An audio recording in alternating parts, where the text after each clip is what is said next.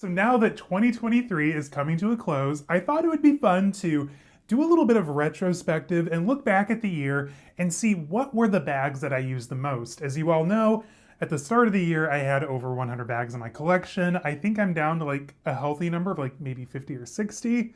That's still way too much. And I was gonna do like a whole like my most used bags, my least used bags, but then I realized like a few of my bags are so specific that they're only used for like certain events and things. So I thought that would be a dumb list to do because then I'd show you like literally 10 bags that never left my closet over the year. So let's just do my most used bags. But before we dive into all that, hey guys, my name's Caleb. I post luxury and lifestyle related content every Wednesday, Friday, and Saturday. If that's something you're into, make sure to hit the subscribe button down below. Consider joining our membership. We have an amazing engaged community over on the Discord, the safe space, if you will. We're gonna dive into it because we're almost at the end of the year. We have a couple more videos to put out, and then I'm going to take the last week of the year off. I am super freaking excited for that, so let's dive in. Now, I'm not one of those people with like spreadsheets and like, oh, I carried this on this date and I wore this there and everything else. Like, I wish I was more organized. So with that in mind, this is in no specific order. This is just gonna be like as I grab them off the floor and throw them up on the shelf. So the one we're gonna start with is probably one that I carried for the longest amount of time. I maybe didn't switch back into it, but I definitely carried it for a lot longer than I had intended.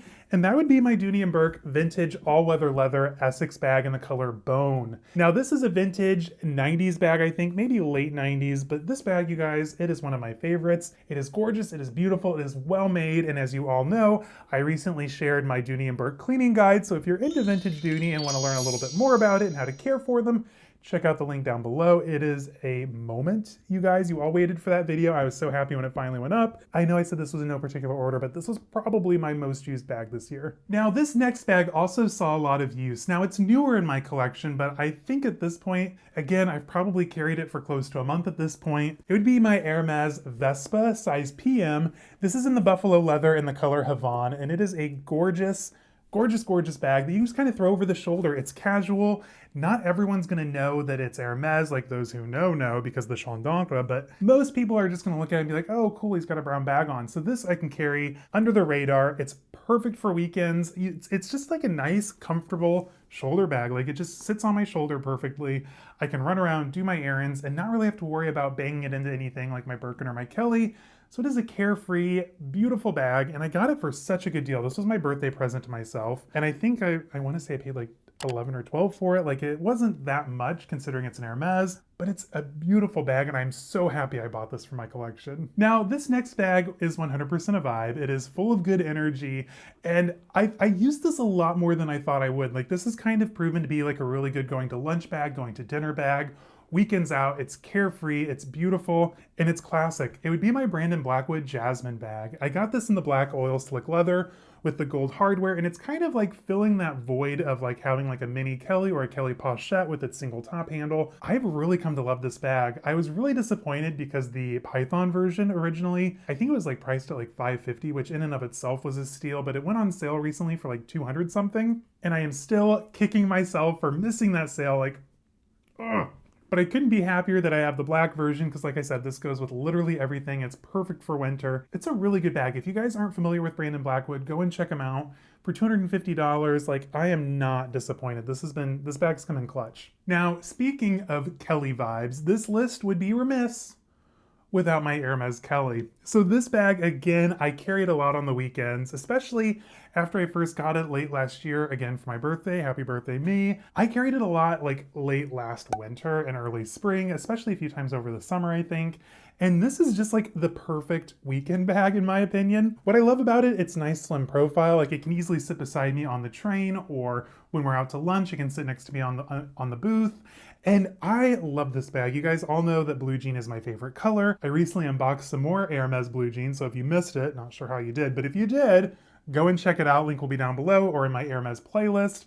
But this bag, you guys, I'm still head over heels that it's in my collection, and I would have included my Birkin. I've used my Birkin a lot since I've gotten it, but since I've only had it for a couple of months, this one kind of beat it out. All right, now when it comes to Louis Vuitton, I have a few still left in my collection, but it is no secret that I am obsessed with the Suhali collection, so it only makes sense that my Suhali Lingerie GM would make this list. This bag, I'm gonna say it for literally every single bag on this list today, but it's gorgeous. It's made of gorgeous, lush goat skin trimmed in calfskin and hardware for days.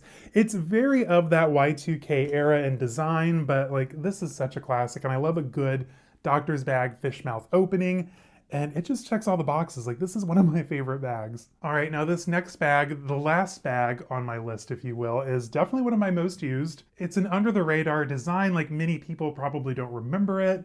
And it's just one of those bags that's comfortable. You know, like when you have like that bag that you can just count on, it's comfortable, you don't have to be too pretentious with it, you can just throw your stuff in and go. Well, that would be my Muse Two, especially in the blue colorway. Now, this bag was like the main bag for that collection. This is what Kate Moss was photographed with in all of their like Breakfast at Tiffany's style photography and advertising for this bag. And I'd always wanted one. When it came out like back in 2008, it was definitely not within my price range, but now that you can find them really affordably priced on the pre-owned market, like I highly recommend the Muse Two. I think they have this one right now on Fashion File for only $450, which I'll link down below for you. We can be twinsies. I'm gonna say it every single time, but this bag just checks all the boxes. I absolutely love it. And I probably gravitate towards this more than almost anything in my collection. Now, all of those were by far my most used bags, but I kind of wanted to throw in like an honorable mention, if you will. As you all know, I love my Fendi peekaboos. I used to have 4. Sadly, I had to sell 2. One's living with Nancy Carness, so if you want to visit it, go check out her channel. But I love the peekaboo. And so when it comes to the peekaboo, my most used one is definitely my made-to-order Selleria. This bag, you guys, it's gorgeous. It's like almost kind of blue jean Hermès style. I love it with the gold hardware, the simple jute canvas lining, and of course I have the sterling silver 925 made-to-order plaque here on the inside. And these are just such good bags. They're great, especially if you work in an office. You can kind of keep all of your work stuff on one side, personal stuff on the other. Or if you're like me and just like to carry this around in the city because you have no self-control and love to punish yourself, it's great for that too. Load it up and it'll rip your arm off in about an hour or 2. I'm just kidding, you guys. But seriously, I mean, no, I'm not kidding. It is very heavy. I made the mistake of carrying this when I bought my Kelly, which you can see that in the buying my Kelly vlog from last year. But it's heavy just holding it up for this, so I'm done talking about it. But anyway, guys, 2023, it was a fun year. It was, but I'm looking forward to 2024. New opportunities, new stuff. My wish list is going to be coming out in a couple of weeks. Anyway, thank you for joining me both today and this year. We've got a lot of new faces around here, which I'm super excited about. And I hope you're all having a wonderful time. Anyway, until next time, guys, stay safe, have fun. I'll see you in the next one. Bye-bye.